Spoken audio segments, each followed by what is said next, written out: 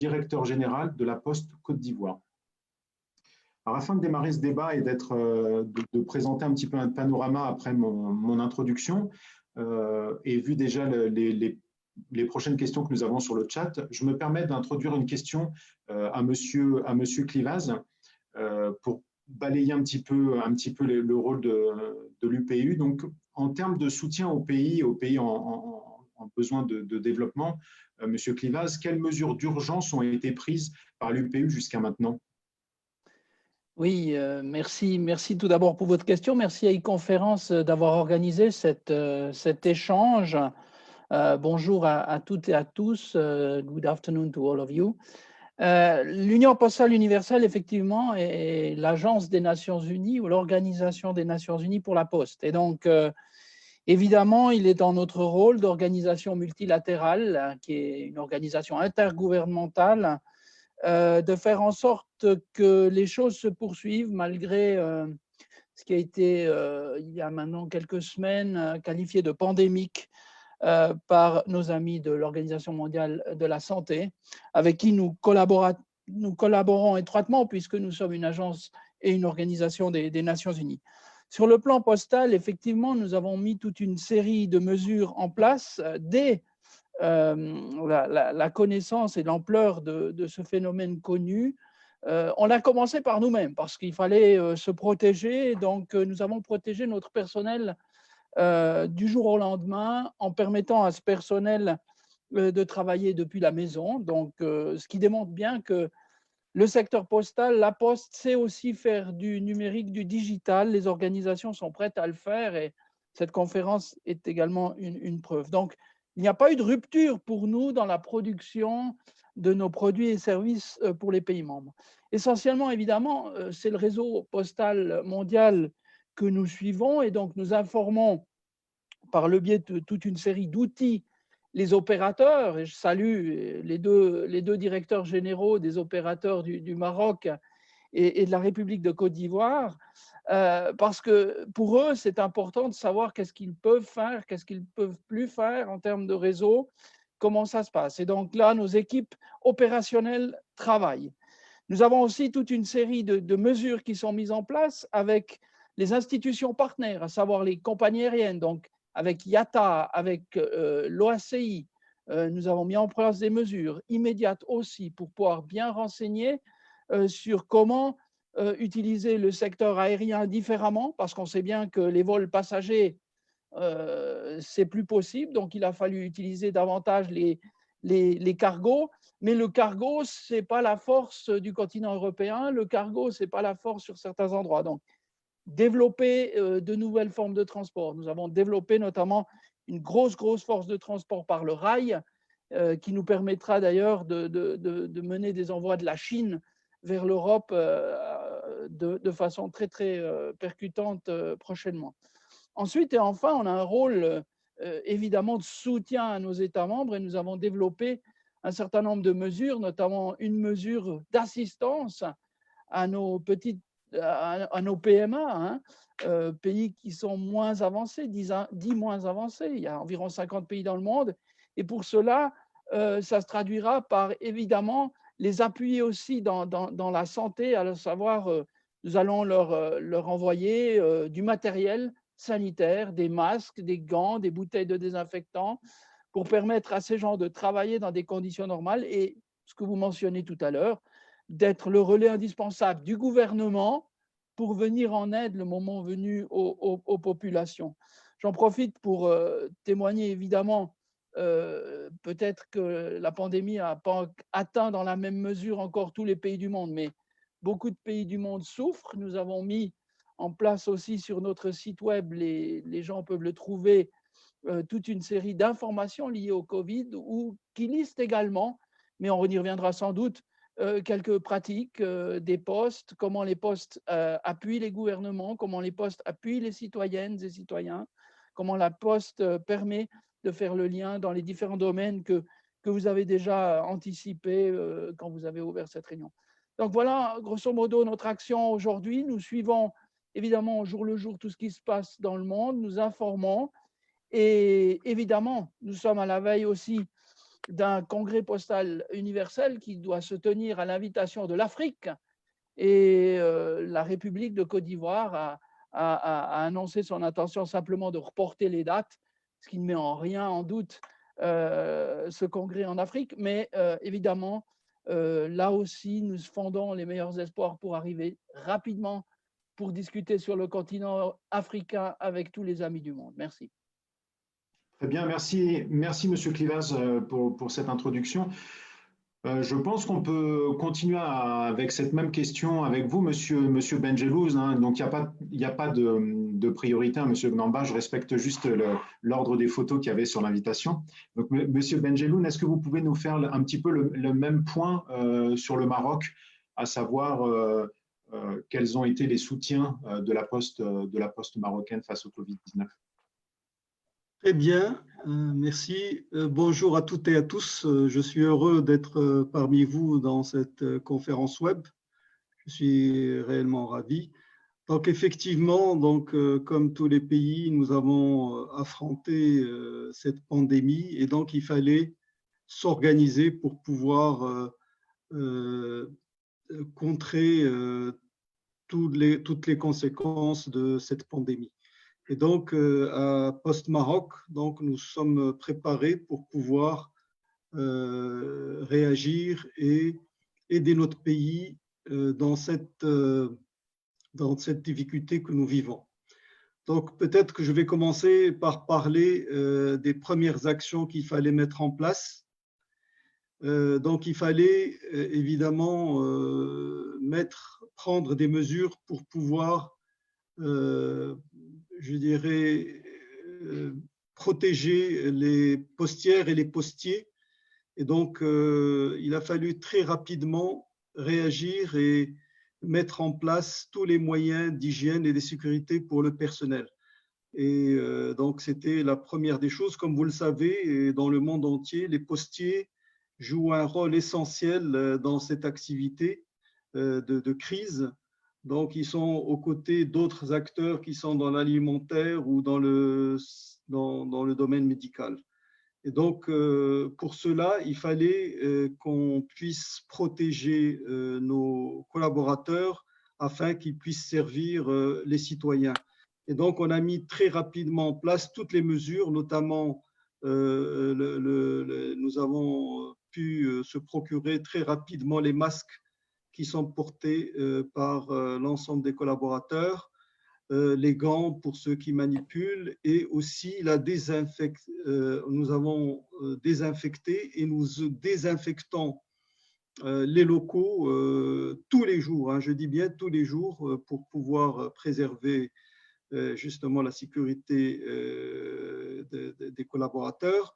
Mais aussi, nous avons évidemment pensé à nos usagers, à la clientèle, et donc énormément de mesures ont été prises pour que la sécurité et l'hygiène soient respectées pour toutes les personnes qui viennent dans nos locaux, que ce soit dans les bureaux de poste, dans les bureaux de poste ou dans nos centres de Post-Maroc. Donc, sur ces sujets-là, aujourd'hui, nous sommes heureux parce qu'on a pu, je dirais, pérenniser ces actions et je voudrais aussi parler de ce qui a été fait au niveau de notre pays. Pour cela, notre priorité une, c'était la continuité des activités. Donc, il fallait que l'ensemble des services de la Poste soient opérationnels. Donc, il y avait une continuité assurée pour la distribution du courrier, la distribution aussi des colis et de la messagerie. Nous savons tous que dans ces périodes, je dirais, il y a eu, et ça fait plaisir d'ailleurs, une augmentation significative des flux du e-commerce. Et donc, il fallait assurer justement l'acheminement et la distribution de tous les objets, les colis qui ont, comme j'ai dit, grimpé, le volume a grimpé de façon significative et il fallait assurer sa distribution, pas seulement dans les grandes villes. On a vu d'ailleurs que le e-commerce a significativement augmenté surtout aussi dans le monde périurbain et rural. Et seule la Poste, je dirais, pouvait aller dans ces contrées éloignées pour distribuer justement les colis. Et je voudrais insister sur le fait que ce soit Poste Maroc ou les postes, puisqu'on est en train de parler des postes africaines, donc s'appuient sur leurs atouts. Leur premier atout, c'est souvent un réseau qui est le plus dense dans le pays, dans lequel il y a des points de vente qu'on peut trouver dans le milieu rural, et c'est très important pour pouvoir, je dirais, servir les populations partout dans le pays. Donc, ces efforts ont permis aujourd'hui d'assurer l'ensemble de ces activités-là. Il y a certaines postes qui ont été obligés de réduire l'activité. Ça n'a pas été notre cas. Évidemment que si je parle du courrier, les volumes du courrier ont diminué. Donc, on a pu nous organiser pour pouvoir aussi respecter la distanciation entre les gens, que ce soit les clients qui viennent nous visiter ou les équipes qui sont en train de travailler. Donc, je pourrais parler enfin d'un sujet important de Poste Maroc, qui est un bras armé de l'État pour la distribution des aides. Et je dirais, ce qui s'est passé au Maroc est quelque chose de vraiment intéressante et je dirais valeureuse, puisqu'il y a eu la création d'un fonds pour la gestion de la pandémie. Ce fonds, qui a été la décision de sa création, a été donc faite sous les hautes instructions de Sa Majesté le roi Mohamed VI. Et donc ce fonds qui a atteint plus de 32 milliards de dirhams il y a quelques jours. Donc à partir de ce fonds, il y a eu la décision de pouvoir distribuer des aides notamment aux gens qui ont perdu provisoirement leur travail d'un côté et qui sont affiliés à la sécurité sociale, mais aussi les gens qui travaillent dans l'informel. Et donc la Poste, à côté de tout le secteur bancaire, puisque c'est une opération qui est en cours toujours, dans laquelle la Poste joue un rôle clé, notamment au niveau du milieu rural, où sa présence est beaucoup plus importante que les autres que les autres banques.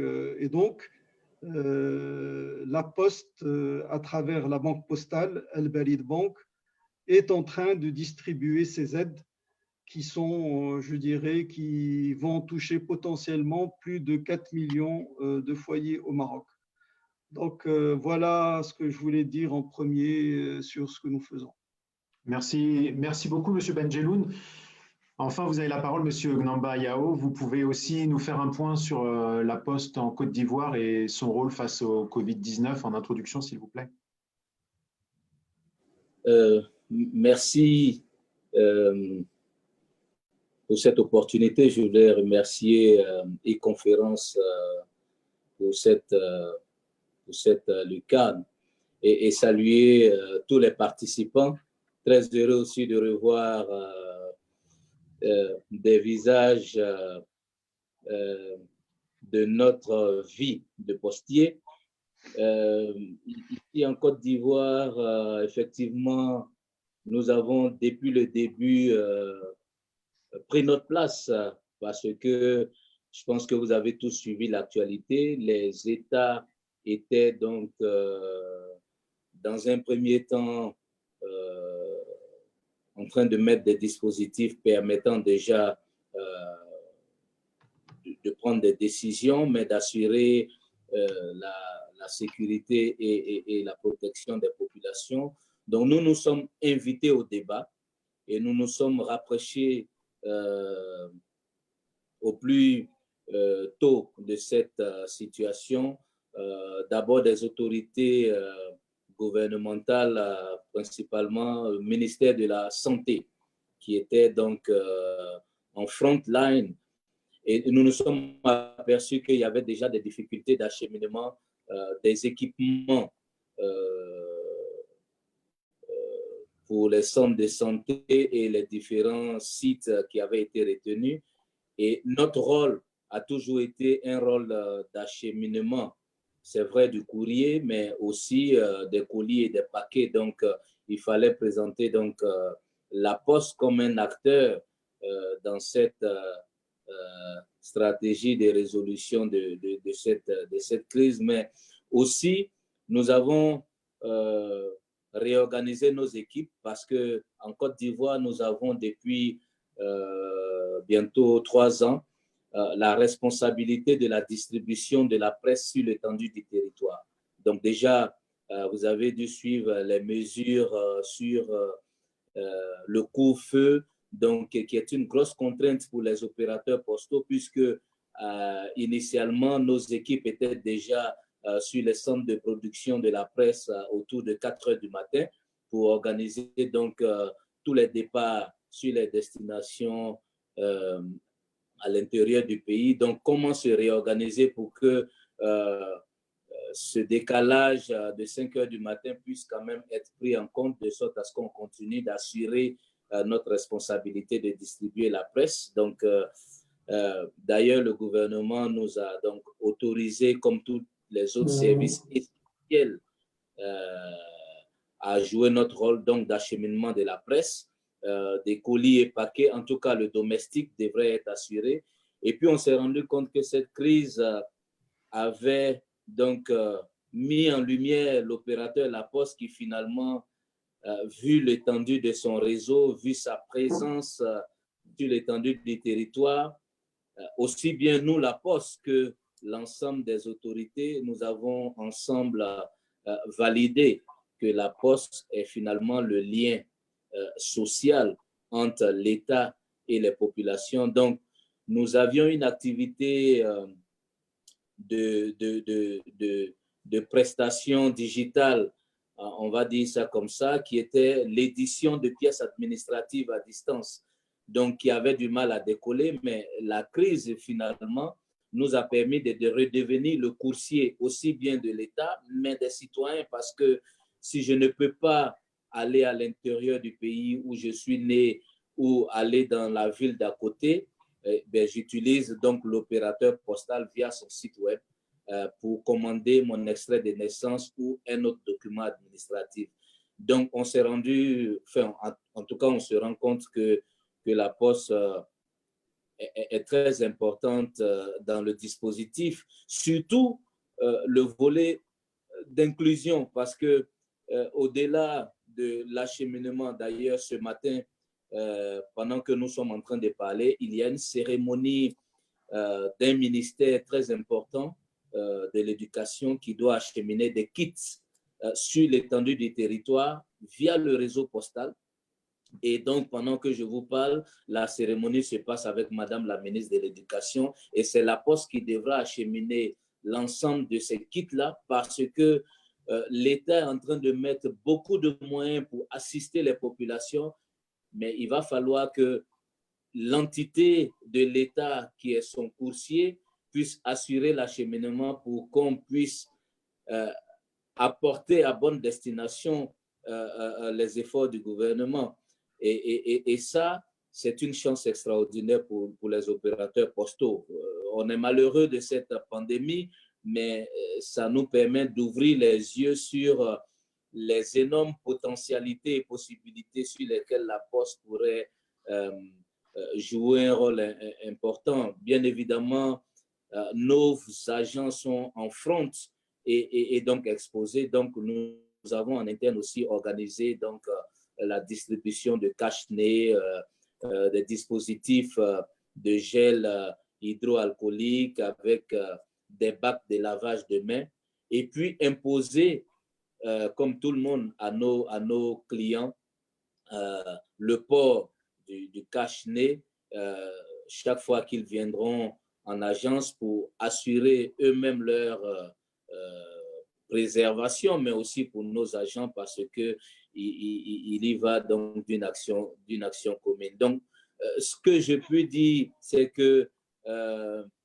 cette pandémie a repositionné la Poste, en tout cas comme le coursier principal, je ne dirais pas de l'État seulement, mais de l'ensemble de tous les acteurs, parce que des opérateurs économiques sont régulièrement dans nos locaux pour louer nos engins, nos fourgons, nos camions, pour organiser l'acheminement de quelques matériaux en région ou dans les quartiers d'Abidjan. Alors, ça nous donne en même temps l'occasion d'être peut-être une opportunité pour d'autres opérateurs économiques parce qu'on pourrait les utiliser en sous-traitance. Donc, on se rend compte que le COVID-19 aussi est une belle occasion pour que chacun des acteurs se redéfinisse, mais en même temps qu'on puisse, comme disait tout à l'heure Pascal, redessiner le nouveau modèle économique ou bien la nouvelle façon d'accompagner nos gouvernements, nos populations, in fine, nos partenaires qui sont les autres opérateurs postaux dans le monde. Donc, voici déjà pour ce qui est en introduction, ce que je pourrais partager avec vous et l'ensemble des participants. Alors, merci, Monsieur Namba Yao. Maintenant qu'on a vu un petit peu un panorama et une belle introduction de chacun de nos participants, j'aimerais peut-être revenir sur des points un petit peu plus particuliers en descendant un petit peu dans un niveau de détail. Vous avez mentionné les différents rôles de la Poste, en l'occurrence l'acheminement du courrier. Et on l'a vu, vous aviez des missions qui étaient de protéger et vos employés et les possibles clients que vous aviez en face de vous. Peut-être une question pour M. Benjeloun. On sait aussi qu'il y a un contexte international où les aéroports sont fermés, les avions ne volent pas, les frontières, certaines sont fermées. Est-ce que vous avez senti, au Maroc en l'occurrence, des difficultés pour acheminer ce courrier international? Et après, à l'intérieur du pays, est-ce que vous avez souffert de manque de personnel disponible ou manque de ressources? Merci. Donc, justement, pendant cette crise, la première difficulté au niveau de l'acheminement, nous sommes rendus compte que le courrier à l'international connaissait une grande souffrance et donc on ne pouvait pas facilement acheminer le courrier vers l'Europe, qui est, je dirais, les continents voisins. Et donc, puisque la plupart du courrier est transporté par des vols commerciaux. Donc, nous avions des conventions avec des compagnies aériennes. Et donc nous n'avons pas pu au départ, je dirais, envoyer le courrier. Et très rapidement, on a cherché des solutions alternatives et nous avons pu, et on est très heureux de pouvoir maintenant, d'ailleurs, le blocage, ça a duré très peu de jours.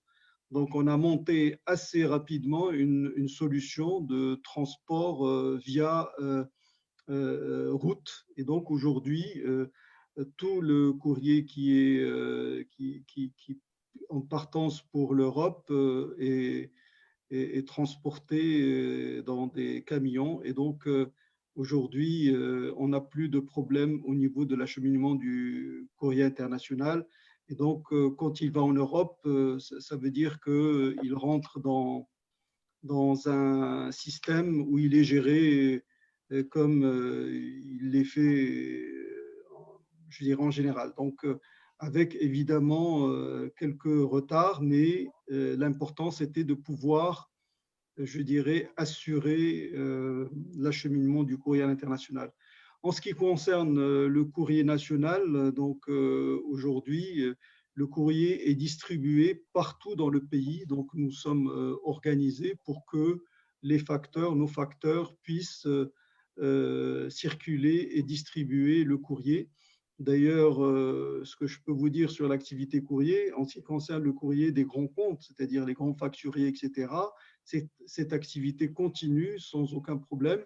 Évidemment, au niveau, je dirais, du courrier des particuliers et des entreprises, donc il est très, très faible puisque je dirais, il y a un certain nombre d'entreprises qui sont fermées et je dirais, avec le confinement, donc il n'y a pas, les gens ne se déplacent pas pour faire ces activités-là.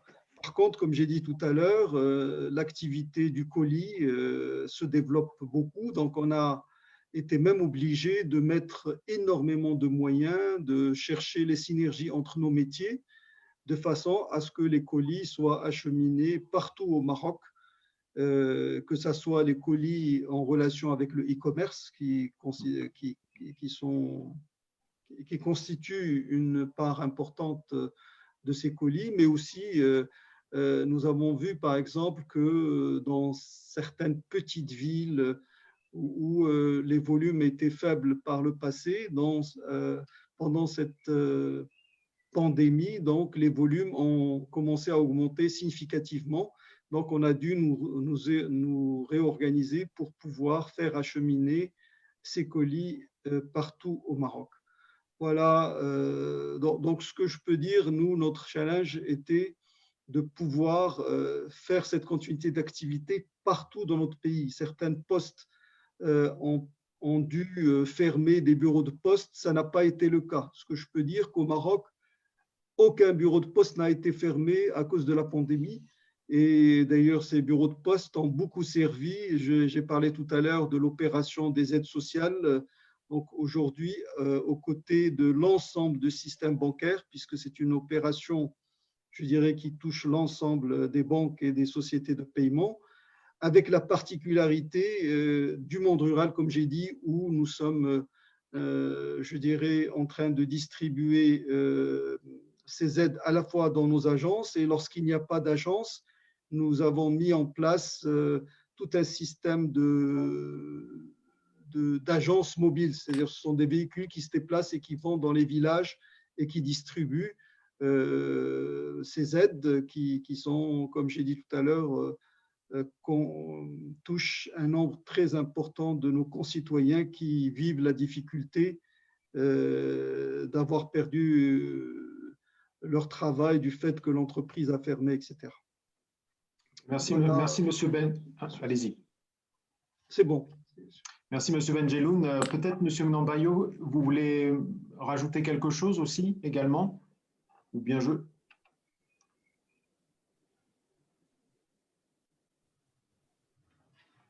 Monsieur Mnamba, vous m'entendez? Sinon, je peux rajouter quelque chose si vous souhaitez. Allez-y, allez-y, Monsieur Benjeloun. Voilà, peut-être que je voulais juste dire que il y a aussi dans cette période, peut-être dans une dernière partie de notre réunion, on en parlera, c'est que le digital, je dirais, a été favorisé pendant cette période de pandémie. C'est triste de le dire, mais ça a été une opportunité pour accélérer un certain nombre de choses au niveau du digital. Donc, justement, pour pouvoir diminuer les présences au sein des sièges notamment, etc., nous avons très rapidement mis en place le télétravail et ça a été aujourd'hui, grâce à justement au système électronique, notre productivité continue grâce au télétravail. Donc, il y a une partie du personnel, notamment cadre, qui utilise le télétravail, mais aussi nous avons, je dirais, aussi profité de l'occasion pour je dirais, regarder aussi les congés pour que les gens qui ne sont pas indispensables puissent partir en congé, ce qui a fait que aujourd'hui la Poste fonctionne normalement et avec des équipes optimisées. Ok, merci Monsieur Benjeloun pour ces précisions. Du coup, Monsieur Nambayao, je ne sais pas si vous m'avez entendu, je me demandais si vous vouliez rajouter quelques précisions également. Et puis après, je basculerai sur Monsieur Clivas. Oui, ben, je pense que mon ami Steven Jeloun a partagé ces quelques éléments, sauf que nous n'avons pas justement, et peut-être que Pascal en parlera, le même niveau de maturité au niveau des opérateurs postaux sur le continent. Chez nous, Et je pense que c'est vrai pour l'ensemble des quelques opérateurs postaux en Afrique subsaharienne. L'essentiel du courrier international est organisé beaucoup plus avec les compagnies aériennes, donc les compagnies sur les vols commerciaux. Donc, on a été et on continue d'être très handicapés. J'ai la Guinée qui est un voisin immédiat, mais pour lui envoyer le courrier, je dois partir à Bruxelles. Et Bruxelles, c'est de Bruxelles qui va recevoir le courrier ou le colis qui vient d'Abidjan, parce que, bien évidemment, une des grosses lacunes entre nos pays africains, c'est cette infrastructure aérienne entre nous qui n'est pas toujours évidente. Mais nous avons quand même, au niveau du courrier international, pendant que nous sommes un peu handicapés sur l'Afrique, trouver aussi des solutions avec l'Europe, les États-Unis et la Chine via le cargo. Ce n'est pas assez régulier, nos volumétries ne sont pas très importantes, mais c'est déjà une voie. Nous avons aussi le courrier terrestre, mais ça encore, c'est entre quelques capitales, c'est-à-dire le courrier qui vient par voie routière entre Lagos et Monrovia, donc avec des escales dans chaque capitale, donc Bénin, Togo, Ghana, Côte d'Ivoire et Libéria. Mais même ça encore, on est tout de moins coupé des autres capitales africaines avec lesquelles nous avons des relations. Mais je pense que un des éléments qui est en train de monter en puissance, c'est finalement qui va jouer le rôle de facilitation de la vie des citoyens. Et nous sommes en plein dedans, parce que nous avons demandé aux populations d'être confinées, d'organiser la distanciation, d'éviter les déplacements. Mais qui est l'opérateur de l'État qui va accompagner dans l'amélioration de leur quotidien? Leur quotidien, c'est vrai, dans quelques pays, les aides sociales sont distribuées par l'opérateur postal. En Côte d'Ivoire, ce n'est pas le cas. Mais très rapidement, lorsque nous avons fini d'applaudir cette belle initiative du gouvernement, les acteurs qui ont été choisis pour distribuer les aides sont en difficulté parce que la réalité, c'est qui est-ce qui a le réseau? Parce que le casting est le suivant. Et comme Benjeloun disait, la Poste a le plus vaste réseau, donc est à même d'accompagner de telles initiatives. Donc, on est en train d'avoir des discussions avec ceux qui ont eu le mandat de distribuer pour que finalement la Poste soit un sous-traitant pour mettre son réseau à disposition. Je pense qu'on peut trouver aussi des raccourcis pour que celui qui est l'opérateur présent et qui appartient exclusivement à l'État joue ce rôle. Je ne revendique pas de n'avoir pas été invité à ce business, mais on fatigue un peu plus les populations parce que l'opérateur lui-même, il a le mandat et depuis quelques jours, il trime, il réussit à faire du cash-in. Le citoyen reçoit la notification, mais il faut faire du cash-out. Et le cash-out se fait chez celui qui a le réseau le plus proche des citoyens. Donc, c'est certainement une opportunité peut-être pour que la Poste soit invitée dans le débat. Et puis, un dernier point qui est aussi une opportunité pour nous tous, les opérateurs postaux, c'est que dans nos pays, il y a eu justement, en plus des aides aux populations, une aide pour le secteur informel et des PME-PME. Mais il y a encore une situation que nous sommes en train de proposer, c'est comment est-ce qu'on fait l'enrôlement de toutes ces populations qui sont dans l'informel? Comment est-ce qu'on les identifie? Parce qu'elles sont un peu plus proches des bureaux de poste que des grosses entités ministérielles qui ont été mises en place pour l'organiser. Et ça, Dieu merci, ici, les autorités compétentes ont ouvert le débat. Nous sommes en train d'y travailler pour que, justement, nous puissions être la réponse aux grandes questions d'inclusion pour le pays.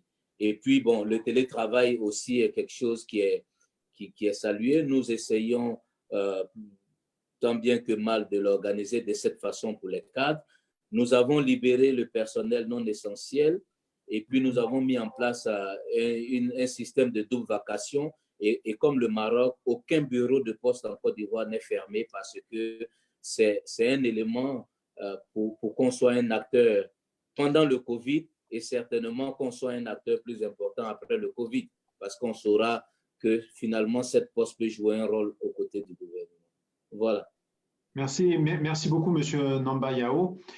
Now, maybe a question in English. I have to switch in English because some of the audience people are speaking English. So, Mr. Clivaz, one question. I think it's not an easy question, but I'm taking from the chat. It seems that the UPU is changing its strategy on Congress after Congress. So the question is, don't you think that for the UPU, it would be nice to have one single direction, one single strategy, one single objective during the next Abidjan Congress in order to federate all the organization around one single direction? Just maybe before answering this question, which is a valid one on the strategy, just maybe to recall again that our role is to make sure that we maintain the circulation of the mail worldwide. And what was just explained by both Mr. Benjeloun and Isaac was about also how to circulate better in international flows. What we did already, and I explained this before, was to liaise with IATA and some others to make sure that in order to avoid this problem with the commercial flights, we encourage now cargo flights, of course, but we are also trying to set up a new type of measures. For instance, between China and Europe, now we are using the rail, and every time since now we will have the 300 tons train circulating, and with that we can also bring a lot of goods because, as you know, we are deeply dependent on China production. On the strategy, of course, every Congress has to decide on the new roadmap of the UPU, and the Congress of Abidjan will, of course, talk about this and decide on the new program. I was in the time the director of strategy of this UPU, and so well placed also to address this. But the idea is again to make sure that UPU plays its role, and we have now a big discussion on the integration of all players within the UPU. So to open up this organization, which is still an intergovernmental organization, but not only maybe just for designated operators, to some others, and also, of course, to other players. This discussion, I don't want to preempt on this discussion. This will be the base for discussion during the Congress. But our goal is to then have a strategy that brings this or face this world where we need to be, of course, like maybe your organization, a forum where we exchange not only the good practice, but exchange on how we can face, let's say now we know pandemic, or how we can face new economic challenges. We had a lot of discussion last year during the Congress just because of the remuneration of e-commerce. This was brought to the attention of the the president of the United States himself has put his foot in the UPU discussion. So at the end of the day, we see that when talking about new economic models, when you are now dealing with after the COVID, what will be the new world? Domestic economic, social exchanges, everything. So our draft strategy already was anticipating more or less this kind of sad scenario, but to make sure that we can still be a forum. The second pillar of this strategy will, of course, be to further develop products and services that are in line with this kind of requirements. I'm just following also the type of questions we are receiving from the participants, and a lot of questions are already, of course, in line with after what can we do with the postal sector, and how the postal sector, especially in Africa, will help the comeback of the normal life, economic life, social life. Isaac and Mr. Benjeloun already have also explained well during, but this during will be also the after. It is clear that the digitalization was now pushed. So the two pillars, e-commerce, logistic, and digitalization will of course be essential for all of us in the new future. And last but not least, the third pillar of our new strategy, which is not far away with the existing, is to maintain also the knowledge management. We have learned a lot during this pandemic.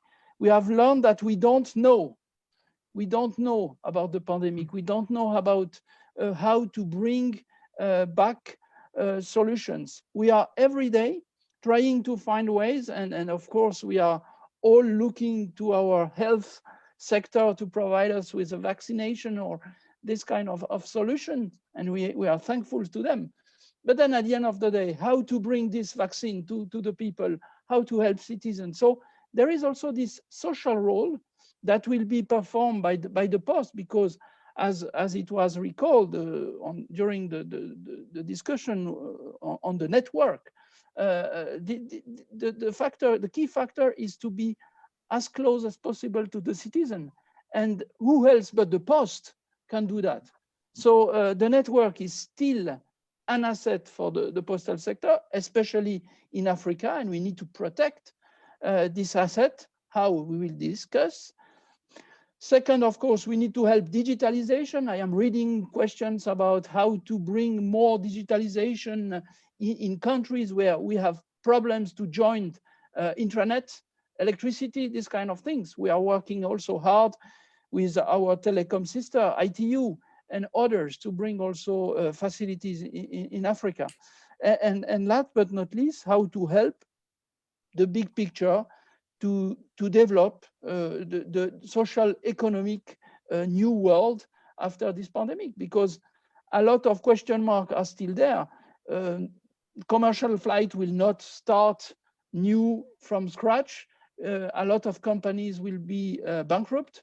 We will need to find new ways to adapt ourselves. The example of Mr. Benjeloun about ensuring the road transfer of goods between Morocco and Europe is an example. We are using the railway now, but a lot to do, challenges, but we are there for that.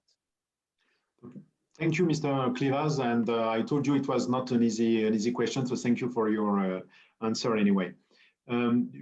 On rebascule en français.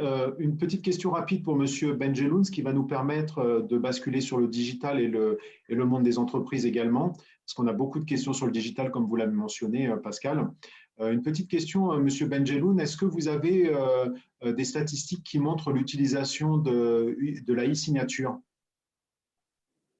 Très bien.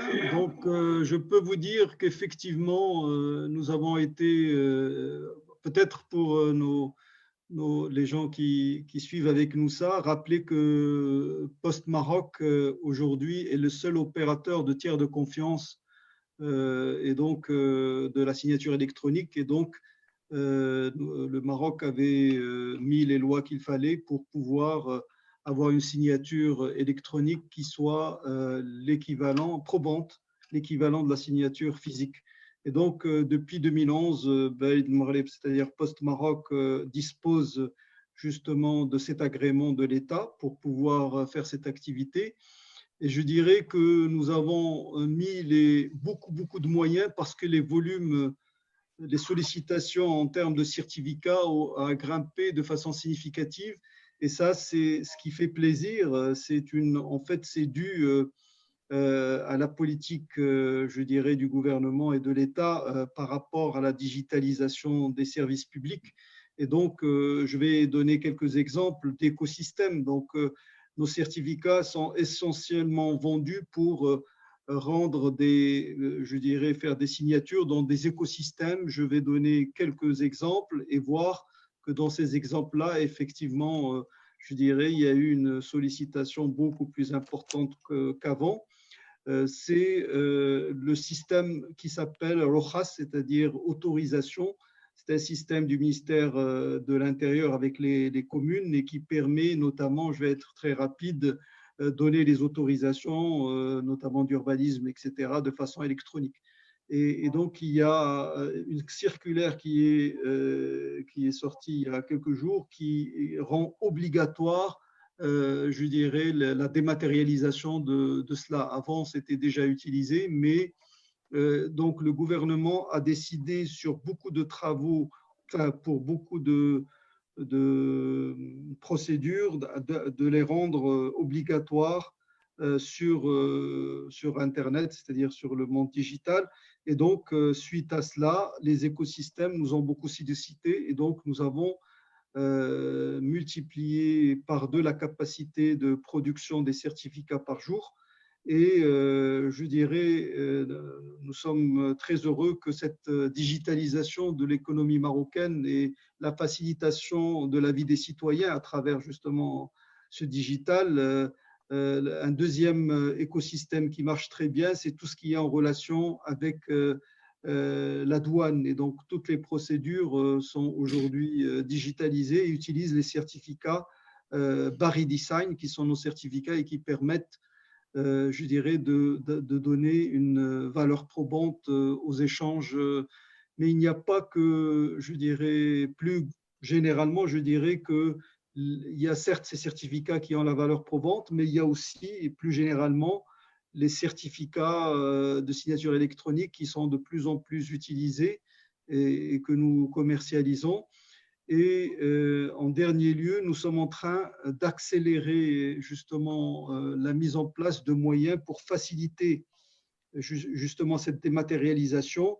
Je donnerai un seul exemple, c'est bientôt Baled Maghreb va pouvoir octroyer des certificats à la volée qui vont vraiment faciliter la vie pour faire un certain nombre d'actes sur Internet. Donc, ces certificats, évidemment, existent en Europe et donc nous allons avoir ces mêmes certificats qui vont permettre d'accélérer la digitalisation dans notre pays.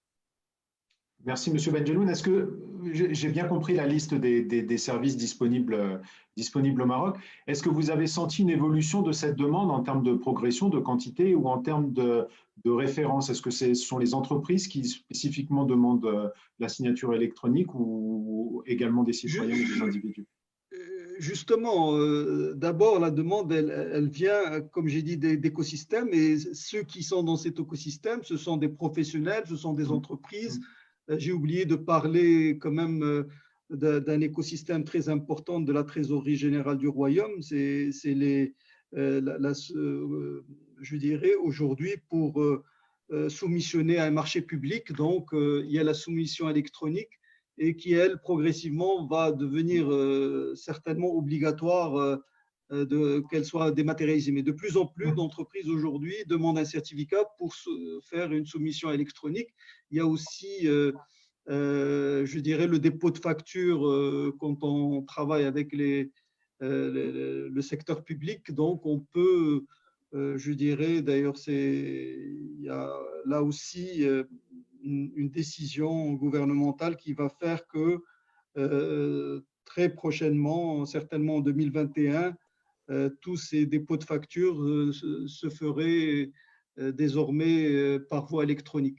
Et donc, justement, tout ce que je suis en train de donner comme exemple fait que nous sommes sollicités de plus en plus pour octroyer des certificats pour faire ces opérations. Donc, dans notre pays, je dirais, contrairement peut-être à d'autres, c'est le secteur public qui accélère la dématérialisation des opérations. Donc, le secteur privé aussi, je dirais, est en train de dématérialiser. J'en profite pour vous parler d'une action de dématérialisation très importante qui a réussi, et c'est une innovation intéressante que je voudrais partager avec les gens qui nous regardent. C'est que justement pour faire très vite pour la distribution justement de ces aides aux citoyens, donc il fallait en un temps record, trouver des solutions pour d'abord, je dirais, recenser toutes les personnes. Ces personnes devaient, je dirais, se déclarer. Et donc, je peux vous dire que la déclaration s'est faite entièrement sur Internet. Il y a eu l'État a créé des sites dédiés. Et donc, on a vu du jour au lendemain des choses qui se faisaient, je dirais, sur le domaine physique, se sont faites totalement. Et parmi les choses, je dirais, particulièrement innovantes, c'est que ces aides, une partie de ces aides ont été distribuées dans les GAB, dans les guichets automatiques des banques. Et donc, la personne s'inscrit sur un site, donne son numéro de téléphone qui est vérifié et ensuite, il reçoit un SMS dans lequel on lui donne, via un mot de passe, la possibilité de sortir cet argent-là sans carte. C'est du cardless. Et ça, c'est quand même quelque chose de fantastique qui est arrivé dans notre pays, c'est pouvoir une partie justement de ces aides qui ont été distribuées dans les GAB. Et évidemment, c'est peut-être pour parler d'hygiène, nous avons, je dirais, une part dans ces GAB-là, puisque c'était les GAB de tout le système bancaire. Donc, sur nos GAB, nous avons particulièrement veillé aux normes d'hygiène en s'assurant que l'utilisation du GAB n'allait pas être la cause d'une transmission du virus. Et donc, on a mis tous les moyens pour que ça se passe dans les meilleures conditions. Voilà. Donc, merci, Monsieur Benjeloun. On le voit, hein, le digital, on a beaucoup de questions sur le digital et le digital commence à montrer des opportunités très fortes dans ce contexte Covid, mais aussi pour la Poste. Il y a aussi des questions un petit peu polémiques. La première que j'ai, c'est l'image de la Poste n'est pas forcément associée au monde du digital, à la modernité. Ce sera peut-être une question pour M. Nambayao. Comment voyez-vous l'évolution des postes pour avoir une image peut-être plus moderne, plus digitale? Et puis la deuxième question qui est relativement liée à celle-ci, tout le monde n'a pas accès à Internet et tout le monde n'a pas la confiance dans cette technologie. Est-ce qu'en Côte d'Ivoire, en l'occurrence, la Poste travaille sur ces deux grands axes?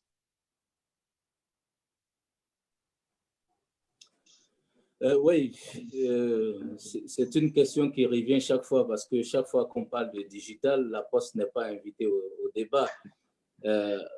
Mais je pense que de plus en plus, les internautes et le monde du digital se rendent compte que les plus grands innovateurs en réalité sont les postiers parce que ceux qui ont inventé la messagerie électronique peuvent vous dire qu'ils se sont inspirés du concept du courrier postal pour l'inventer. Ceux qui parlent de e-commerce aujourd'hui sont très bien à l'aise, mais c'est quelque chose qui existe depuis des centaines d'années dans le secteur postal. Le compte remboursement, c'était du e-commerce. On commandait à la Poste et quand la Poste nous ramenait, on nous invitait à venir payer. Donc, paiement à la livraison. Le paiement électronique à partir du mandat. Donc, après, des fois, il faut revenir aussi dans le monde du réel. Quand on a fini de faire tout ça dans le digital, qui est-ce qui nous apporte physiquement ce qu'on a commandé? Quand on a fini de se rendre compte que cette pandémie nous a cloîtrés à la maison, qui est-ce qui nous envoie dans des activités drive?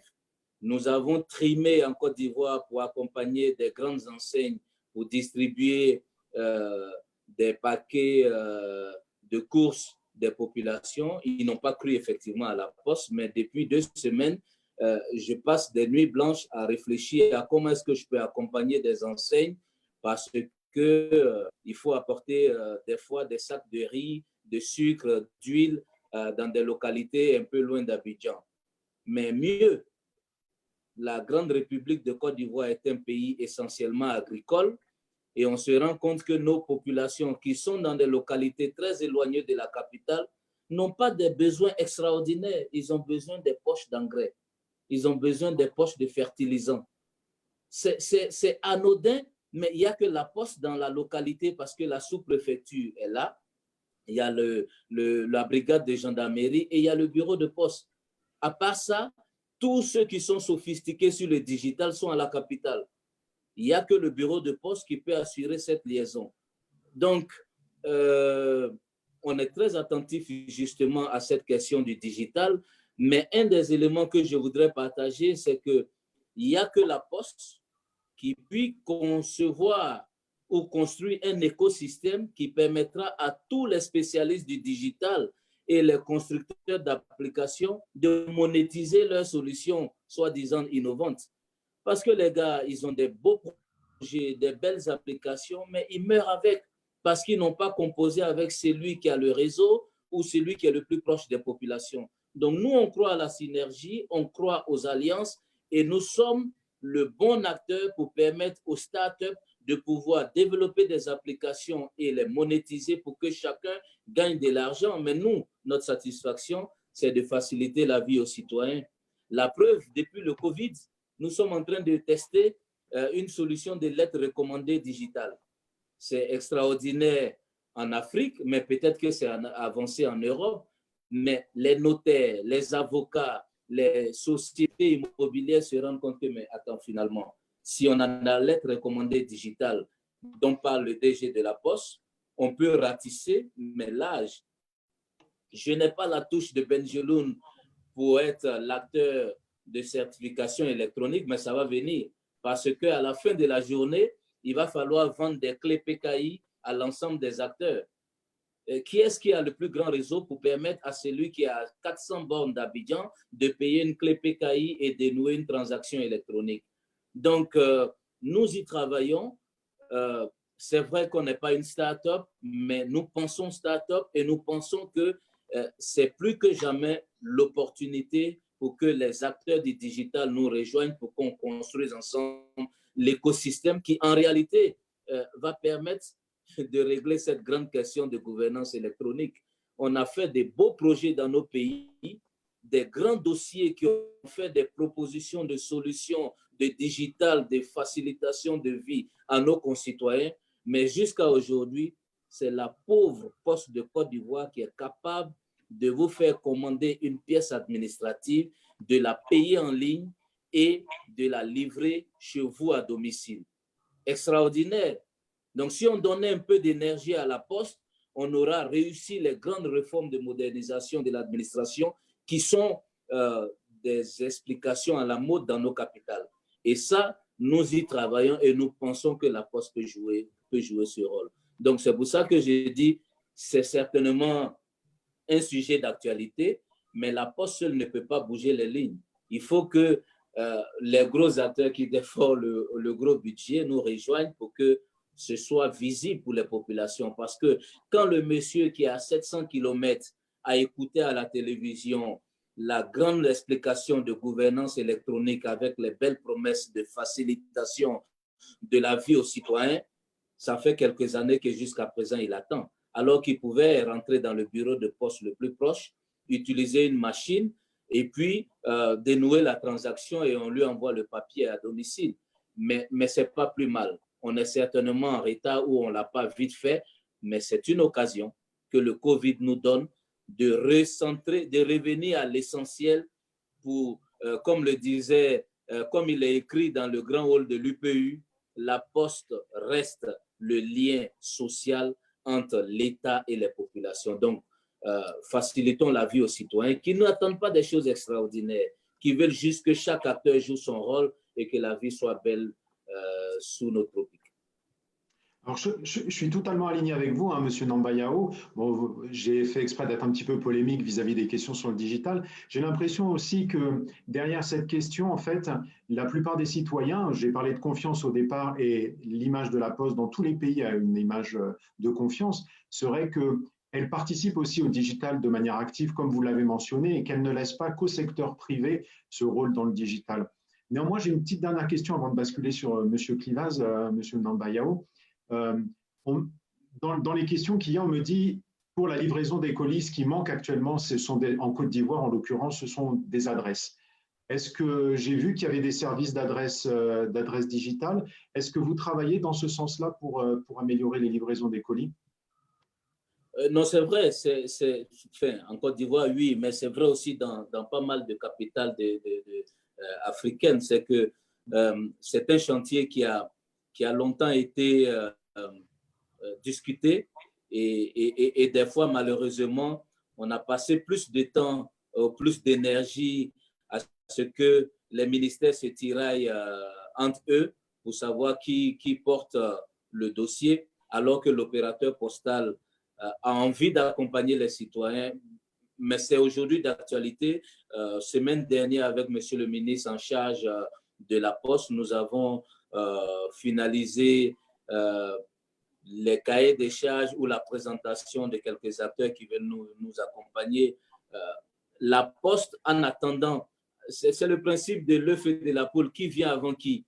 Donc, en attendant que ce grand chantier d'adressage national se mette en place, nous avons développé une solution où les chauffeurs-livreurs naviguent avec une application de livraison pour apporter le pli à domicile, mais aussi nous avons parlé avec un acteur mondialement connu qui a une solution plus souple de géolocalisation pour que, au lieu de mettre des coordonnées très sophistiquées, que ce soit plutôt 3 mots faciles à retenir qui soient l'adresse. Mais tout ça, ce sont des solutions éprouvées ailleurs que nous essayons d'implémenter. Mais encore une fois, les acteurs du digital ou les spécialistes des technologies sont invités à nous rendre visite pour qu'ensemble nous puissions construire un écosystème pour accompagner les populations qui n'attendent que des outils de facilitation de la vie. Je parlais de lettres recommandées digitales. Moi, je n'en connaissais pas tant que ça, mais un acteur est venu de très loin et il s'est assis avec un opérateur local et il a dit, monsieur Nyamba, vous parliez d'accompagner des secteurs spécifiques. Voici une solution. Je lui ai dit, je prends. Je n'ai certainement pas la bourse pour acheter la solution, mais essayons de co-construire quelque chose pour que chacune des parties puisse gagner des billes. Et nous sommes dans cette dynamique. Et ça, comme vous dites, certainement qu'on pourra y arriver. Alors, le capital sympathie, il était parti parce qu'on ne faisait pas confiance à la Poste, mais vous pouvez demander, les gens se rendent compte que cette vieille Poste moribonde qui n'a pas la technologie quand même sait faire des belles choses. Parce qu'aujourd'hui, le seul portail qui fait la promotion du Made in Côte d'Ivoire est logé sur la Poste de Côte d'Ivoire. Parce que des artisans qui sont à 400 km d'Abidjan ne savaient pas comment faire la promotion de leur boubou traditionnel sénoufo. Mais après, la Poste est un peu essoufflée parce que si je n'ai pas d'autres acteurs à mes côtés pour renforcer cette vision, cette dynamique, cet accompagnement de facilitation du commerce domestique et de la connexion avec l'international, on n'y arrivera pas. Donc oui, soyons certainement au centre des politiques gouvernementales et puis ouvrons pour que le secteur privé, ensemble avec la Poste, puisse changer la dynamique. Merci, Monsieur Nambayao. Je pense que votre appel a été entendu à tous les acteurs du digital, puisqu'on est sur le digital. J'espère qu'ils viendront vous voir à la Poste Côte d'Ivoire. Just a question in English again, Pascal. It's regarding digitalization. I have one question. It's really a broad question to come back to digitalization. Based on the COVID-19, where do you think digital transformation has been beneficial to the post services? Of course, it's always a wide question when talking about digitalization. It may have a certain number of different meanings. We at the UPU were the first UN agency to be given a top domain name on the internet called .post, and I take this opportunity to salute the vice chair of this cooperative called .post, Mr. Kada from Post Maroc. The idea here is always to think about the future with the possibilities. And as you said, the COVID-19 has given us plenty of new ways to deal with the different area. We just heard about from Mr. Benjeloun and from Isaac about the boom of internet use of e-commerce and the internet.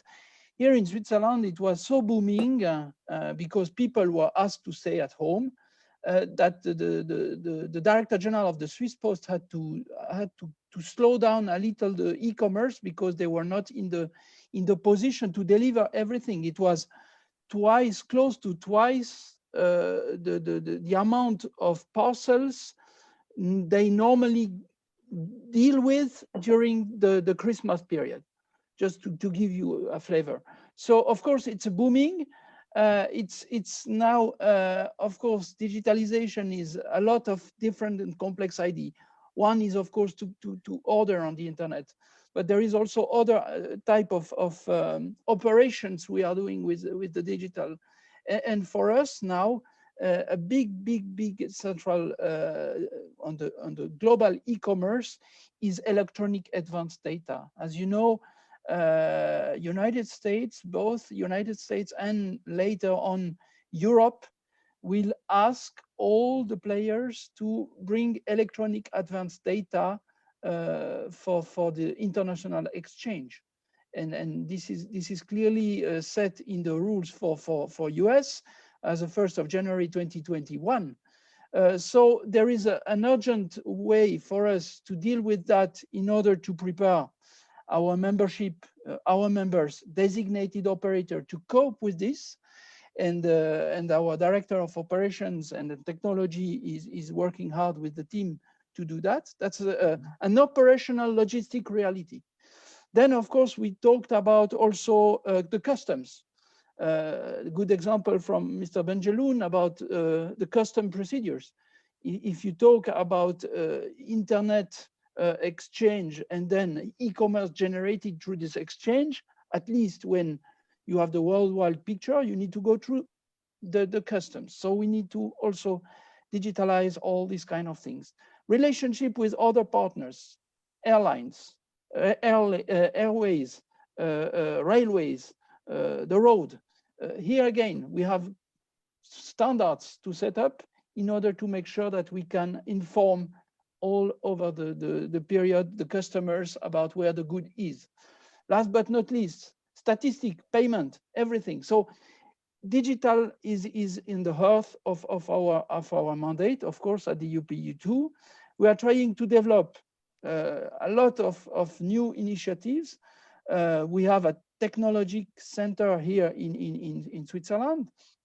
We have also cloud system to help the different players.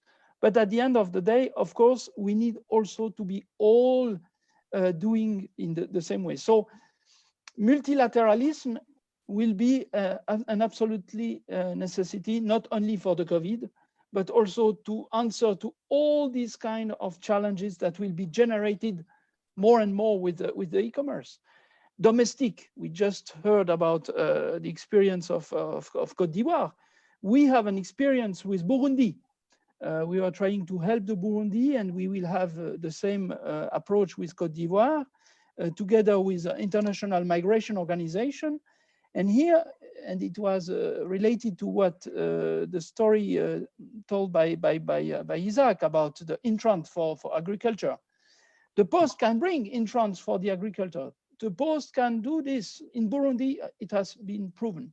So digitalization is one side of the things, but then it will help other sides to perform better, to set up what we need, the food, the social relationship.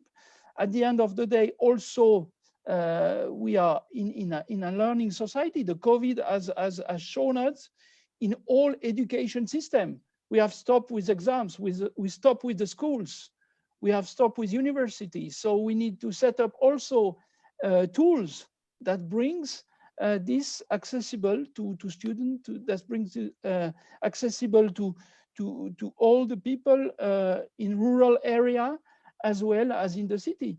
The school has stopped even in Switzerland, in France. So it is not a problem that brings just to Africa, but also solution can be set up in order to facilitate the comeback of education, the comeback of health, the comeback of agriculture, the comeback of economy at the end of the day through digital services.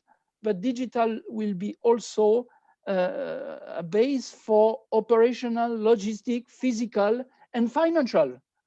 So it is a complex operations with all the dimensions: physical, financial, digital, and at the end of the day, we can manage to operate. Thank you very much, Pascal. Peut-être une question pour Monsieur Benjeloun Twimi. J'ai vu, il y a une question suite à la discussion de Monsieur Nambayao concernant l'adressage numérique. Est-ce qu'il y a au Maroc ce type de service? Et puis juste après cette question, Monsieur Benjeloun, si vous voulez bien, j'aimerais que vous nous parliez un petit peu du e-commerce au Maroc et de voir quelle a été l'évolution face et surtout pendant le Covid-19. Très bien. Donc, je pense que j'ai vu dans les questions-réponses, la question était est-ce qu'au Maroc, nous avons le recommandé électronique? Il y avait aussi l'adressage numérique. Il y avait les deux. Et quelle était la question? Vous avez dit? Est-ce que le Maroc proposait également l'adressage numérique et quel est son intérêt? Très bien. Donc, je dirais, nous sommes en train de travailler sur un grand projet justement d'une plateforme de digitalisation, notamment du courrier recommandé et pouvoir. La vérité, j'ai pas compris ce que veut dire la question d'adressage numérique. Donc, je vais vous parler du recommandé. J'aimerais bien qu'on me précise qu'est-ce qu'on veut dire précisément concernant l'adressage numérique. Donc, en ce qui concerne le courrier recommandé, donc classiquement, c'est toujours physique, c'est-à-dire que quelqu'un dépose un recommandé et ensuite il est reçu par les destinataires physiquement et on a la preuve de réception. Donc, Post Maroc a lancé un projet qui était bien avancé avant je dirais, le confinement qu'il y a eu. Donc, nous sommes avec des partenaires pour la mise en place effective d'une solution de courrier recommandé électronique, comme c'est déjà le cas en Europe. Et ce projet avançait bien. Et là, je dirais, nous allons pouvoir le réaliser une fois que le déconfinement est fait, parce qu'il faut que des gens viennent. Il y a des choses physiques qui doivent se faire ici au Maroc pour que la solution marche. Mais en tout cas, je pense qu'avant la fin de l'année, le Maroc pourra disposer de ces courriers recommandés électroniques. D'ailleurs, il y a une phase transitoire qui, elle, certainement pourra être opérationnelle en septembre-octobre. C'est le courrier recommandé hybride. Ça veut dire quoi? C'est déjà très intéressant pour le marché, c'est-à-dire que les entreprises et les gens peuvent envoyer un recommandé à partir de leur PC et ensuite, je dirais, il est acheminé physiquement avec preuve. Donc, c'est déjà beaucoup mieux. C'est-à-dire qu'on n'a pas besoin d'aller à la poste pour envoyer un recommandé. Donc, ça, c'est une solution qui devait, qui devait être opérationnelle en mai. Et donc, on la pousse à septembre, le temps qu'on puisse je dirais, retrouver la liberté de bouger et de pouvoir faire venir des gens sur ce projet. En tout cas, voilà en ce qui concerne le recommandé, donc j'ai donné la visibilité. L'adressage numérique, est-ce que vous pouvez me préciser de quoi il s'agit? On en a parlé un petit peu avec Isaac, ce sont les personnes qui n'ont pas d'adresse physique et donc la poste permet d'adresser une adresse digitale. D'accord. Là, j'ai bien compris. Donc, c'est un sujet aussi sur lequel nous travaillons et qui, je dirais, va être aussi opérationnel certainement avant la fin de l'année. C'est un projet très intéressant dans lequel on a pensé, je dirais, je partage avec vous donc cette solution innovante qu'on est en train de mettre en place permet notamment, je dirais, de donner à tout le monde qui le souhaite une boîte postale physique, c'est-à-dire dans laquelle on peut déposer, mais qui est reliée à l'électronique. Et donc, quand on reçoit, je dirais, un courrier, on le sait, on a une notification, etc. Et puis, cette solution, elle est encore plus innovante parce qu'on n'a pas besoin que ce courrier, que cette boîte physique soit toujours la même. C'est-à-dire qu'il va dans un endroit, il met un code et il peut retrouver son courrier. Donc ça, c'est un travail aussi qu'on a démarré avant je dirais, le Covid-19 et qui pourra aboutir, Inch'Allah, après qu'on ait dépassé ces difficultés. Il y a aussi, je pense que mon ami Isaac en a parlé, c'est aussi l'adressage en termes d'adresse, c'est-à-dire que aujourd'hui, souvent dans nos pays, nous avons des difficultés d'adressage dans le sens où il y a énormément de personnes qui n'ont pas d'adresse physique. Et donc, cette chose n'est pas du fait des postes. En tout cas, au Maroc, l'adresse, c'est les communes qui décident et qui donnent une adresse. Et donc, au Maroc, on peut trouver aussi des zones dans lesquelles il n'y a pas d'adressage. Et donc, on cherche des solutions. Et parmi les solutions, c'est d'utiliser, je pense que mon ami Isaac a vu ces mêmes solutions. Il y a des solutions qui sont basées sur le GPS et qui permettent de façon simple de donner une adresse, je dirais, à l'ensemble du territoire. Même d'ailleurs, ces solutions permettent, puisque c'est un GPS, même si on est dans la mer, on peut avoir une adresse à une précision pour certaines de 3 mètres. 3 mètres sur 3 mètres, vous pouvez avoir une adresse précise dans laquelle c'est très, très, je dirais, pratique pour recevoir un colis.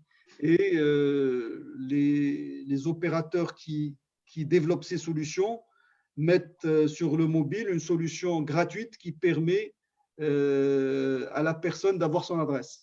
Et donc, il suffit de la mettre quand vous êtes dans un site, vous avez parlé de e-commerce.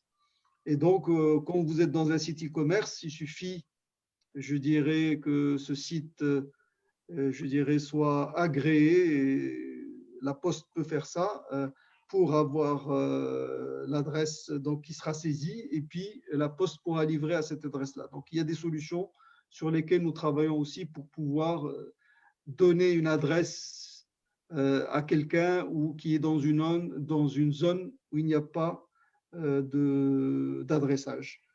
Vous m'avez aussi posé la question sur le développement du e-commerce. Dans notre pays, le e-commerce se développe, je dirais, de façon très intéressante où il y a un acteur majeur qui a une très forte part de marché. Et donc, la Poste est partenaire avec plusieurs e-commerçants. Et donc, nous, en tout cas, notre activité, je dirais, de service aux e-commerçants est en train de beaucoup, beaucoup se développer. Et avec le confinement, on a vu justement les volumes augmenter puisque les gens commandent volontiers sur Internet et nous leur faisons parvenir pour les choses qui passent de chez nous. Parce que les flux e-commerce ne sont pas gérés uniquement par la Poste. Il y a énormément de coursiers qui peuvent, ou je dirais même ces e-commerçants peuvent avoir leurs propres moyens de distribution. Voilà ce que je voulais dire sur ce sujet. Très bien, merci monsieur Benjeloun. Je pense qu'on va rentrer dans le dernier quart d'heure. Ça fait un moment qu'on discute. Je vois que le temps passe extrêmement vite. Ce que j'aimerais faire avec vous, si vous le souhaitez, c'est de faire un petit peu de prospective. J'aimerais que chacun de vous me résume les points positifs et puis les points aussi négatifs que les postes localement ou à travers l'Union des postales universelles ont été obligés de faire face. Et puis après, faire de la prospective, c'est-à-dire comment imaginez-vous le rôle dans le futur qui a été déclenché avec cette crise des postes. Peut-être on peut commencer par vous, Monsieur Nambayao. OK. La première, c'est les actions qui ont été positives. On s'est gêné un peu, je pense, M. Benjeloun et moi, de dire que finalement, cette crise est une opportunité, mais je pense que ce n'est pas seulement dans le secteur postal. Partout ailleurs, chacun a pu regarder comment cette crise-là lui a ouvert les yeux. Donc, je pense que ça nous met fortement à contribution pour redessiner ou remodéliser notre approche. D'ailleurs, je vais donner les pour et les contre en même temps, parce que finalement, on a été convaincu que la Poste peut être le gateway pour les services aux citoyens. Parce que quand on regarde avec un peu de recul les objectifs du développement durable, on se rend compte que mais finalement, nos États ont la réponse. Il suffit juste de mettre la Poste au centre de la politique pour répondre aux objectifs du développement durable. Qui mieux que la Poste peut distribuer les services financiers pour le plus grand nombre de la population? Donc, on a répondu à ça.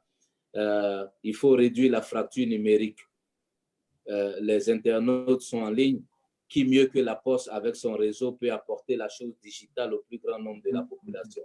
Parce qu'à la réalité, tout n'est pas sur les applications et derrière l'écran. C'est la combinaison du physique et du digital qui doit améliorer la vie des citoyens. Comment est-ce qu'on peut apporter plus d'éducation, plus d'informations à nos concitoyens? Encore une fois, via le réseau postal.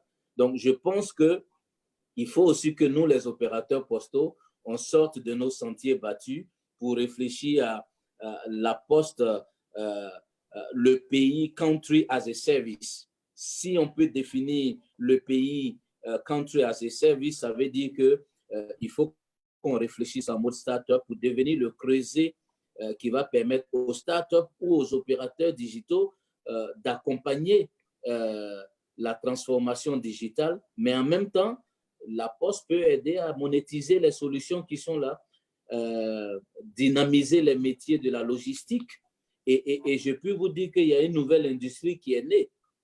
Elle existe certainement, mais elle est devenue plus forte. C'est la conciergerie globale. Finalement, les postes doivent se transformer en une grosse entreprise de conciergerie pour accompagner la vie des citoyens. Ça veut dire quoi? Ça veut dire que nous qui voyageons beaucoup, ceux qui voyageaient partout, ils peuvent utiliser la Poste pour régler un certain nombre de choses.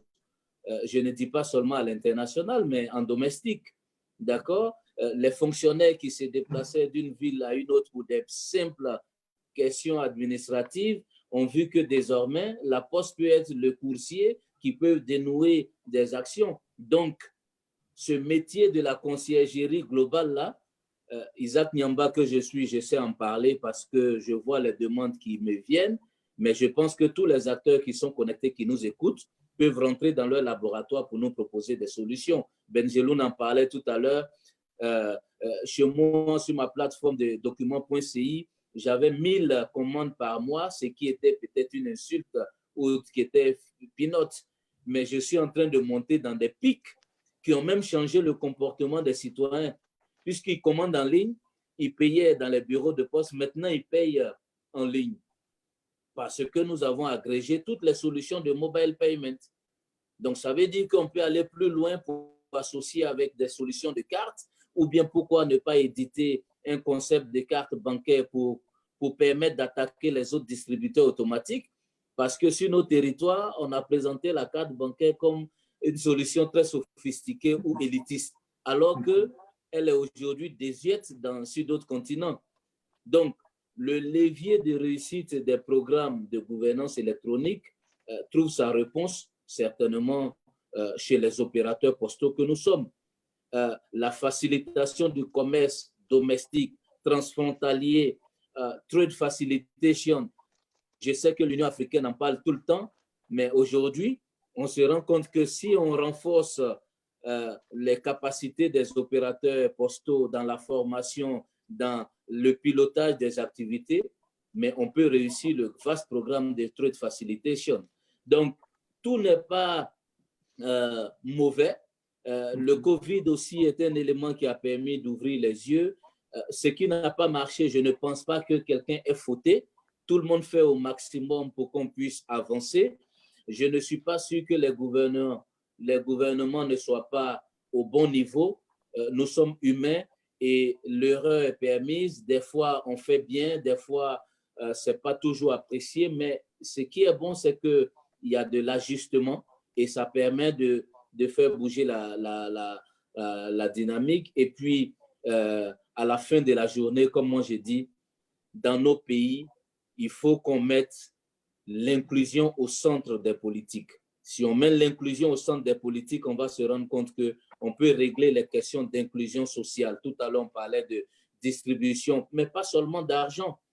Les agriculteurs, les fermiers qui nous regardent tous les jours, qui nous disent « mais vous êtes sophistiqués, mais on continue toujours de fonctionner à la traditionnelle ». Certainement qu'on peut apporter une touche sociale à ces populations qui, des fois, sont un peu à l'écart.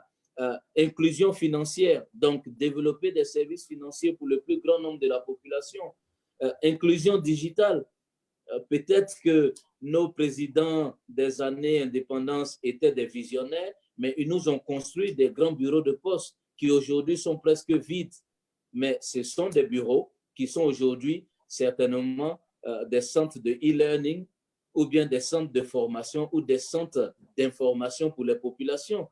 Donc, le digital aussi peut venir apporter une touche et je pense que c'est une question assez vaste, mais en même temps qui nous donne de dire revenons à l'essentiel, on pourra accompagner donc nos gouvernements et nos populations. Voilà.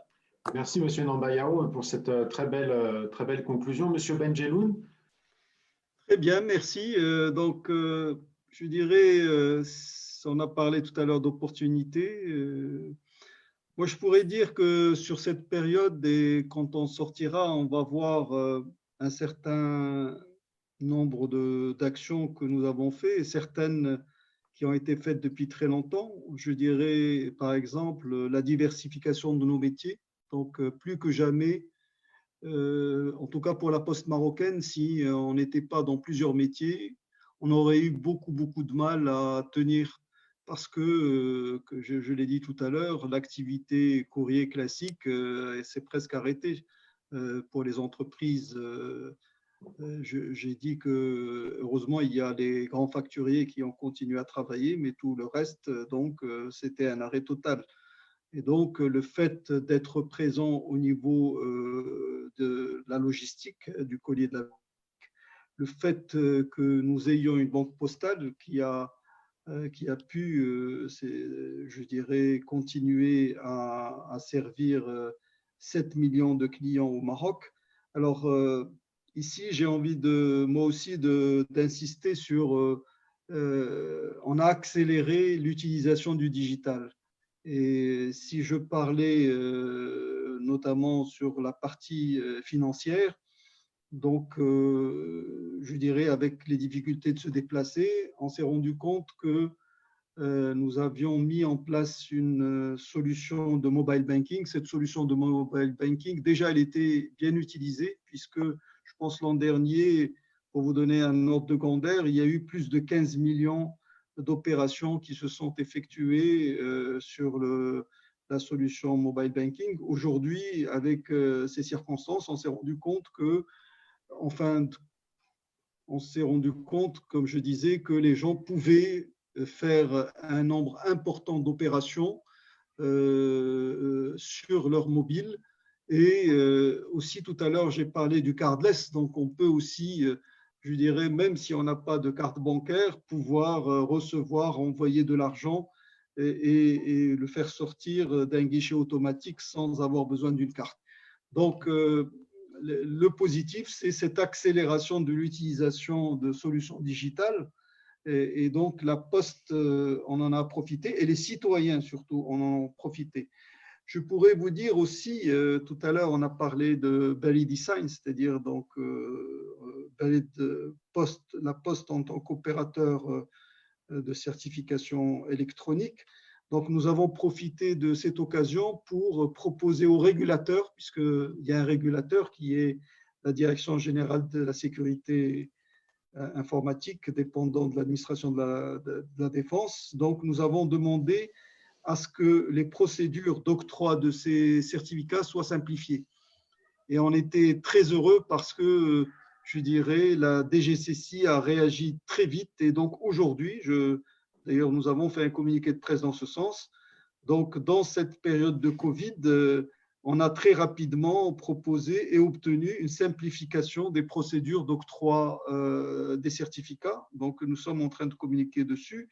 Et l'opportunité pour l'avenir, c'est que ces simplifications notre volonté, on en a parlé aux régulateurs, il faudrait voir pourquoi ne pas les pérenniser, c'est-à-dire voir quelles sont les conditions qui feraient que l'obtention d'un certificat, je dirais, qui a une valeur probante, puisse être donnée avec une procédure plus souple et malgré, enfin, et qui garde toute la, je dirais, la force, je dirais, juridique de ces certificats.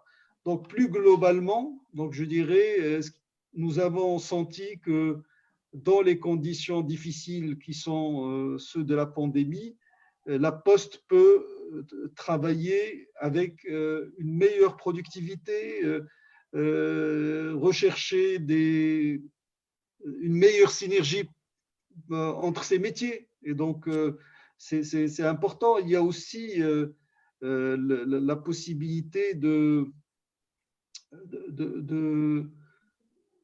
trouver des solutions, je dirais, de dématérialisation de façon que tout ce qui peut être fait sans la présence des gens soit réalisé. Donc, je dirais, pour ne pas être long, que l'opportunité, c'est de pouvoir accélérer toutes les solutions digitales, compter sur le canal mobile. C'est un canal vraiment important, d'autant plus que c'est le cas dans beaucoup de pays, je pense l'essentiel des pays africains, mais en tout cas au Maroc, tous les Marocains quasiment disposent d'un mobile.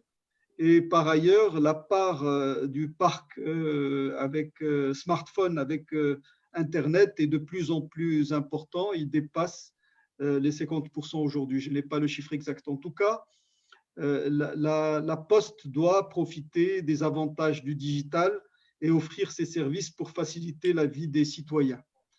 Je voudrais aussi, en conclusion, dire que tout à l'heure, on a parlé de la stratégie, mon ami Pascal, de la stratégie de l'UPU, je dirais la prochaine stratégie pour la stratégie d'Abidjan qui devait être validée l'été prochain. Donc, vous savez que ce congrès est retardé, c'est évident. Donc nous, concrètement, nous pensons que cette stratégie, évidemment, elle n'a pas à être, je dirais, elle est aujourd'hui bien définie, mais le Maroc, donc je parle de quelque chose sous le contrôle de M.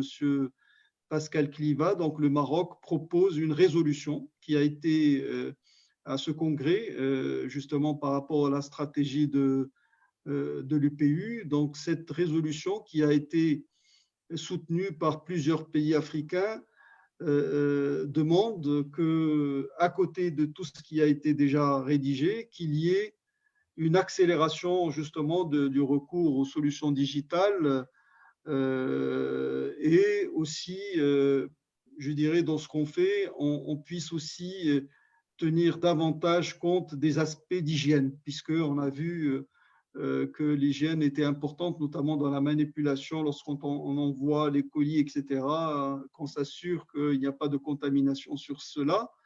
Et cette résolution aussi parle de prioriser et renforcer les projets des activités, toutes les activités concernant les produits et services des postes et qui sont financés, puisqu'il y a un fonds au niveau de l'Union postale universelle, que dans le financement de ces projets, qu'on puisse prioriser tous les services, les produits et services digitaux. Je dirais aussi que nous allons, voilà en ce qui concerne cette résolution, donc j'ai donné un peu une idée sur la proposition du Maroc. Et donc en conclusion, je dirais que nous rejoignons, je dirais, les autres intervenants pour dire le digital est véritablement l'avenir de la poste et la diversification. Donc, les postes qui vont pouvoir tenir le coup à l'avenir, ce sont celles qui vont se digitaliser et qui vont, dans la mesure du possible, diversifier leurs activités. Voilà ce que je voulais dire en conclusion. Merci beaucoup, Monsieur Benjeloun, pour cette conclusion bien détaillée. I think we'll ask you, Pascal, as you can imagine, the same question and the same conclusion. Je vais le faire en français, si vous permettez. Je dirai quelques mots à la fin en anglais, parce que le français reste la langue officiel de l'Union postale universelle. Vous dire tout d'abord, encore une fois, merci pour cet échange qui a été nourri, riche et riche aussi en exemples, parce qu'on a eu la chance d'avoir deux directeurs généraux d'opérateurs postaux en vue et qui ont l'expérience effectivement du terrain. Nous, on est beaucoup plus loin. Je dirais pour ma part que, et comme on a la coutume de le dire, à toute chose, malheur est bon. Cette pandémie qui nous a tous frappés a été un révélateur, encore peut-être une fois, pour les gouvernements, qu'ils avaient un outil de puissance publique qu'on appelle la poste et qui, pour beaucoup, a permis la continuité de la vie. Lorsqu'on est confiné et qu'il faut se faire livrer des repas, lorsqu'on est confiné et qu'on souhaite avoir des activités, comme l'ont dit mes deux amis, eh ben, c'est la poste qui apporte.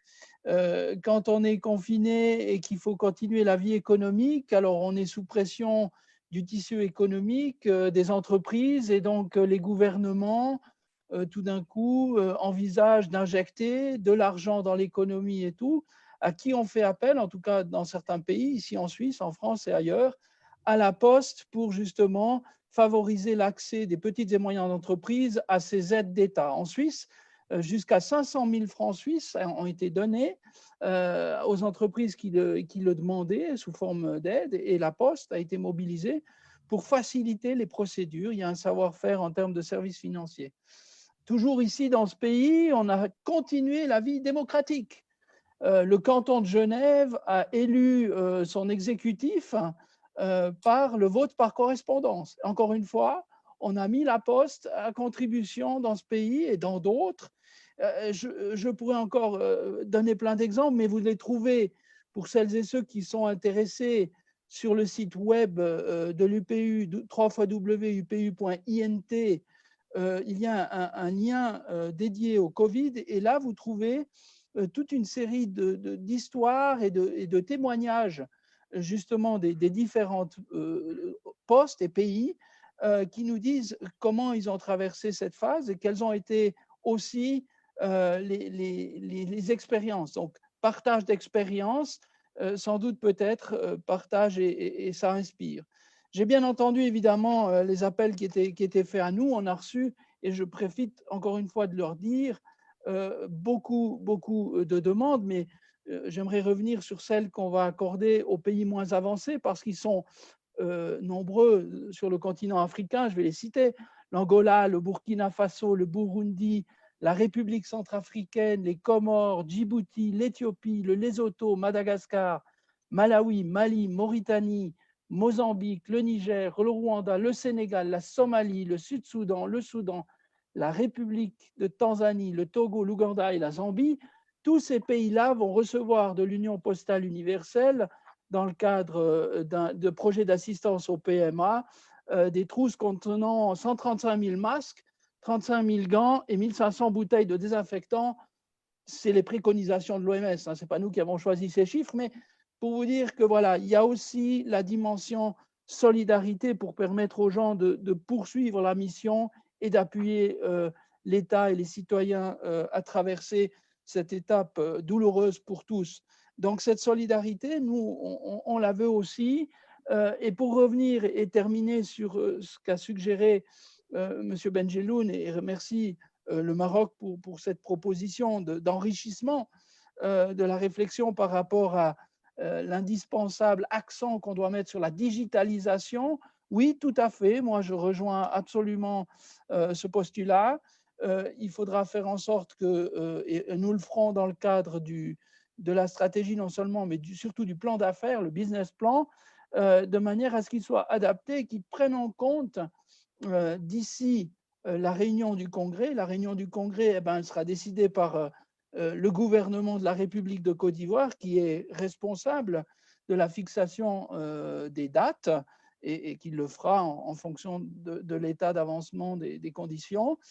Nous sommes là pour faire avancer ces choses, et durant le prochain cycle, l'Union postale universelle se dotera évidemment de tous les moyens et de toutes les énergies pour que si on doive refaire face à une telle situation dans le futur, on y soit encore mieux préparé.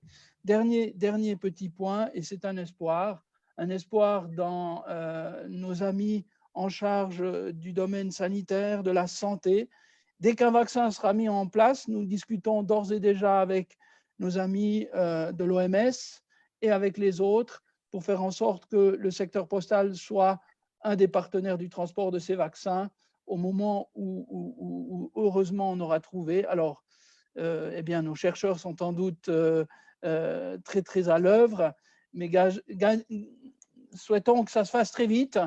Mais là aussi, à l'instar de ce que nous avons fait par le passé sur le sida, sur d'autres actions, le secteur postal a démontré par le réseau, par cette proximité, par ce que disait M. Namba ou M. Benjeloun, seul le réseau postal peut aller là où plus personne ne souhaite aller parce que ce n'est pas rentable. Eh bien, peut-être à ce moment-là, on découvrira, au moment du vaccin, encore une nouvelle façon de faire de la poste, cette poste solidaire, mais aussi une poste qui est chère aux citoyennes et citoyens de ce monde. J'ai vu aussi, et je termine là-dessus, un petit passage sur le personnel des postes du monde. On a évidemment plus de 5 millions d'hommes et de femmes dans le monde qui travaillent et on leur rend hommage, évidemment. Sachez que l'Union postale universelle et Uni Global Union, qui est l'organisation fêtière des syndicats, a fait des plateformes aussi communes pour soutenir évidemment ce monde du travail postal qui fournit jour après jour des efforts dans des conditions qui sont parfois difficiles, exposées au risque. Donc, je voulais terminer là-dessus et dire un grand merci à tout le monde, saluer l'Afrique que j'aime beaucoup et dire merci à e-conférence de nous avoir donné cette possibilité d'échanger avec toutes celles et ceux qui s'étaient intéressés au sujet. Voilà, merci. Merci, Monsieur Clivas, merci pour cette conclusion en français.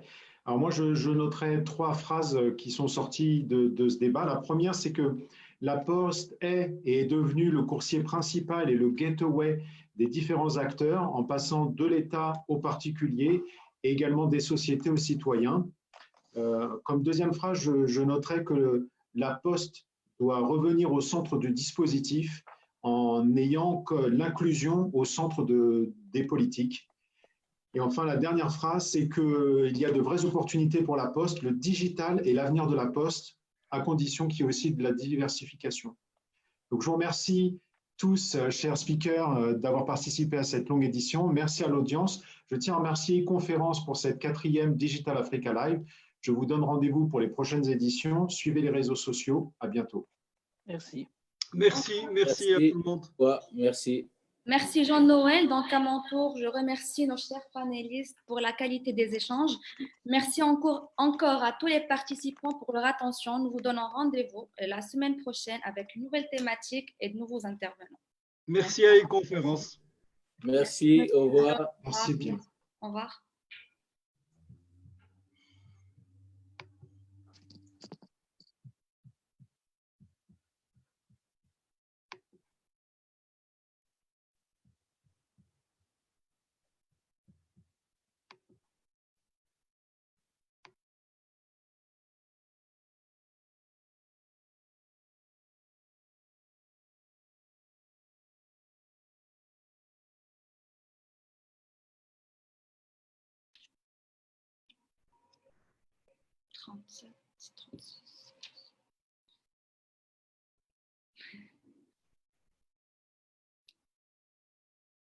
Pas mal.